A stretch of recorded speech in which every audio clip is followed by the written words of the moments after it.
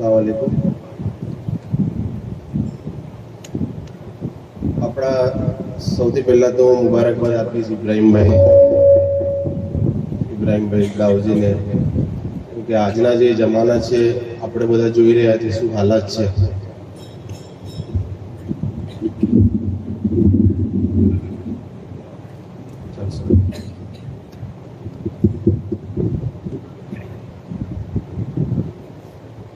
લોકોમાં એક પ્રકારે ડર બી છે, ખાસ પ્રકારે જે આપણી દીકરીઓને ભણાવવાની જ્યારે વાત આવે છે.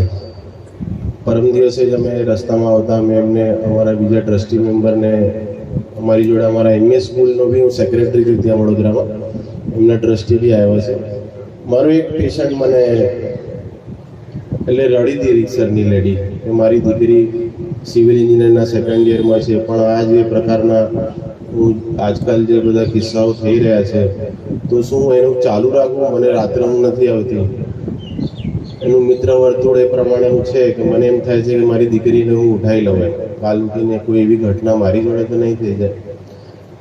એટલે આ પ્રકારનો ડર ભય પાછલા વર્ષો કરતાં હવેના વર્ષોમાં વધારે છે ને એને ધ્યાનમાં રાખતા આપણી સમાજના ઇદારાઓ સ્કૂલ લેવલે કોલેજ લેવલે બધી રીતે હોવા બહુ જરૂરી છે. એક પ્રકારનું સુરક્ષિત વાતાવરણ મળે, એક પ્રકારે રહેબરીનું વાતાવરણ મળે. અલ્લામા ઇકબાલનો એક શેર છે, એમને તો હું લાંબા સમયથી ઇબ્રાહીમભાઈને ઓળખું છું, અને જે એક દીની અને દુનિયાવી બંનેને ધ્યાનમાં રાખીને એક સ્કૂલનું નિર્માણ કરવામાં આવ્યું છે. મેરી જિંદગી કા મકસદ તેરે દી કી સરફરાઝી, मेरे जिंदगी का मकसद तेरे दी की सरफराजी, मैं इसीलिए मुसलमान, मैं इसीलिए नमाजी.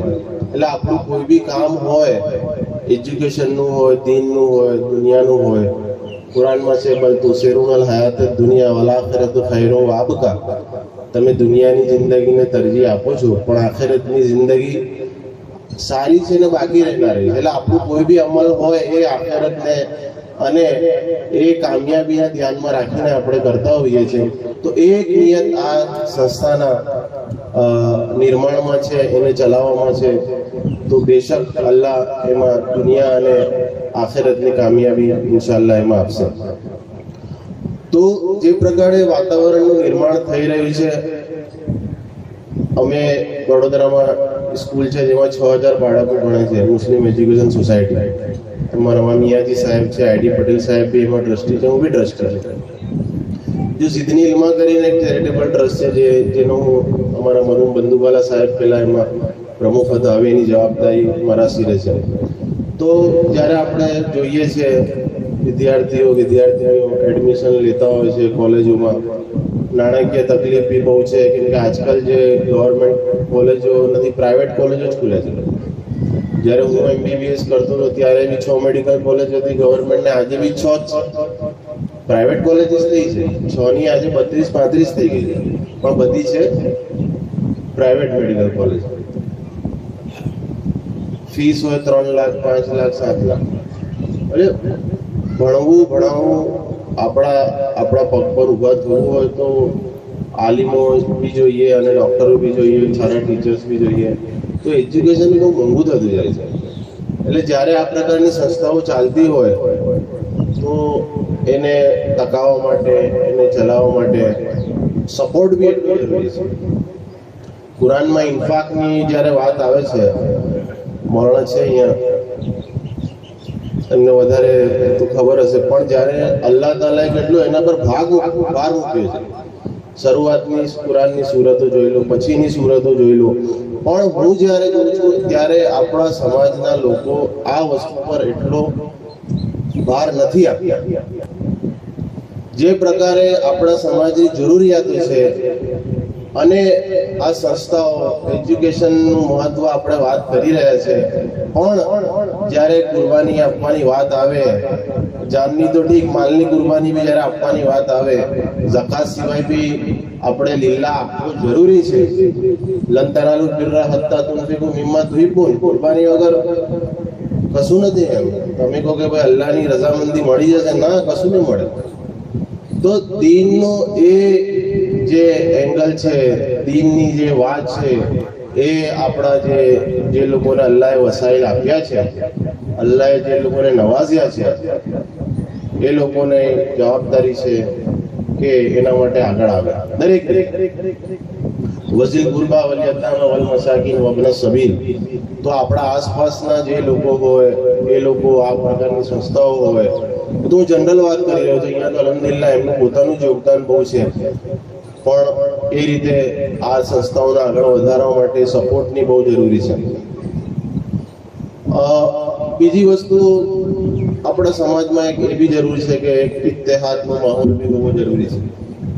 જ્યારે બી આ પ્રકારની કામ લઈને લોકો આગળ વધે છે, મારો બી જાત અનુભવ છે કે તનકીદ થતી હોય છે. એવું છે, લોકો નાની નાની ભૂલો કાઢતા હોય છે. સૂર્ય હુમઝામાં છે વૈલુલ લિકુલ્લિ હુમઝતિન લુમઝા, પણ લોકો આને કેટલું સિરિયસલી લે. વેલ એટલે જહન્નમનો સૌથી બદતરીન હિસ્સો. એની તનકીદ કરવામાં જે લોકો બીજાની ગીબત કરે છે અને બીજા પર બોલતાન લગાડે, તો જ્યારે આપણા સમાજના લોકો જે આ રીતે કામ લઈને આગળ વધતા હોય છે, ત્યારે આ લોકોને આનો સામનો કરવો પડતો હોય છે. પણ આપણે કુરાન પઢીએ છીએ, હદીસ પઢીએ છીએ, અંબિયાએ કિરામના કિસ્સાઓ છે, સહાબાના છે, જે લોકોને આટલી કુરબાનીઓ આપી છે. હઝરત ઇબ્રાહીમ અલૈહિસ્સલામની જોઈએ તો એમના આંખ પર ચાલવાનો હુકમ હતો, પણ એ ચાલી ગયા. અલ્લામા ઇકબાલનો એમાં બી શેર છે, આજ બી જો અગર ઇબ્રાહીમ કા ઈમા પેદા આગ કર સકતી હૈ ગુલિસ્તા પેદા. એટલે આ પ્રકારના જ્યારે આપણા કોમના લોકો, આગેવાનો જ્યારે આ પ્રકારના કામ લઈને ઉભા હોય, ત્યારે એમને એ સપોર્ટની બી જરૂર. અબુ જહલ, અબુ લહબ એ જમાનામાં બી હતા, આ જમાનામાં બી ફિરૌન, નમરૂદના નાની નાની આવૃત્તિઓ હોય છે. કડવી વાત હું કહી રહ્યો છું કેમ કે અમે તો જોઈએ છીએ, પણ હાજરીને મજલિસને બી એ વસ્તુ સમજવી જોઈએ ને એમનો ભાગ એમણે ભજવવો પડે. એમને આ બધી વસ્તુઓમાં બી સંસ્થાનો સાથ આપવો પડે. જ્યારે આ પ્રકારની વાતો થતી હોય ત્યારે તમારે એમની જોડે ઉભા રહેવું પડે. આપણી સુરતનું નામ ભૂલી ગયો કે ભાઈ જ્યારે તમારી જોડે કોઈ ખબર આવે તો એની પહેલા તહેકીકાત કરી લ્યા કરો. સુરત ગુજરાતમાં છે. તો જ્યારે આ પ્રકારની ખોટી વાતો થતી હોય છે ત્યારે લોકો વેરીફાઈ કર્યા વગર એના પર શું વાત છે હશે, મને તો લાગે છે કે તમને લાગે છે, પણ તમે વેરીફાઈ કર્યું? તમે કોઈ ગવાહ જોયા? તમને કઈ રીતે ખબર? એવું છે. એટલે વાત કરવાનો તાત્પર્ય એ છે કે આવી સંસ્થાઓને આપણા સમાજને જ્યારે એજ્યુકેશનના લેવલે બીજા બી દ્રષ્ટિએ જો પગભર થવું હોય, આગેવાનો જો જે જુસ્સો છે એ મજબૂત રહે, એ લોકો ડટી રહે, એ લોકો કામ કરે, दिन तो नहीं रात भी काम करे.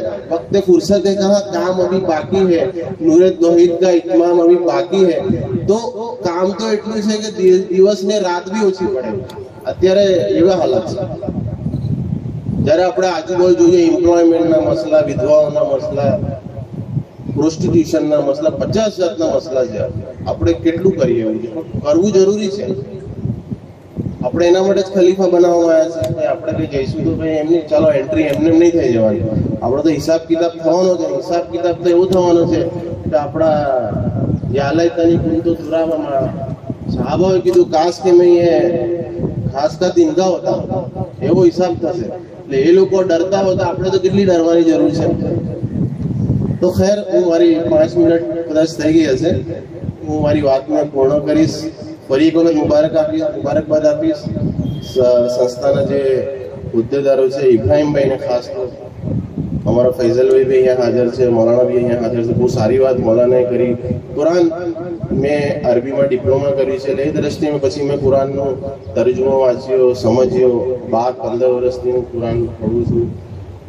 એક આગ જે છે ને કામ કરવાની, આગ, એ કુરાન બી બહુ સારું માધ્યમ મને જ્યાં સુધી મારો જાત અનુભવ છે. મેં તો અરબીમાં ડિપ્લોમા કર્યું, એટલે એ દ્રષ્ટિએ પછી હું કુરાન સમજતો ગયો. પણ જ્યારે તમે કુરાન વાંચો, કુરાનમાં અલ્લાહ તાલા એક કિસ્સો બયાન કરે, ઇન્નલ્લાહ મા સાબિરીન. આવા લોકો છે, પણ જે સબર કરશે એ લોકો જ કામયાબ થશે, જે સબર કરશે એની સાથે અલ્લાહ છે. એટલે આ સંસ્થા જ્યારે નિર્માણ થઈ રહી છે, ઇબ્રાહીમભાઈને હું ખાસ અરજ કરી કે આમાં કંઈ એવું આપણે આપણા બચ્ચાઓ કુરાન બી કંઈ સમજે અને कुरान ने પોતાની જિંદગીમાં તો કહ્યું વલકદ યસ્સરનલ કુરાન લિઝિક્ર ફહલ મિન મુદ્દકિર. कुरान को हमने निहायत ही आसान बनाया ताकि तुम लोग गौर फिक्र કરો. હિદાયતની કિતાબ છે એટલે જો આપણને જો સમજમાં આવશે અને જો આપણા બચ્ચાઓ આને સમજીને પડશે તો મને મારો જાત અનુભવ છે.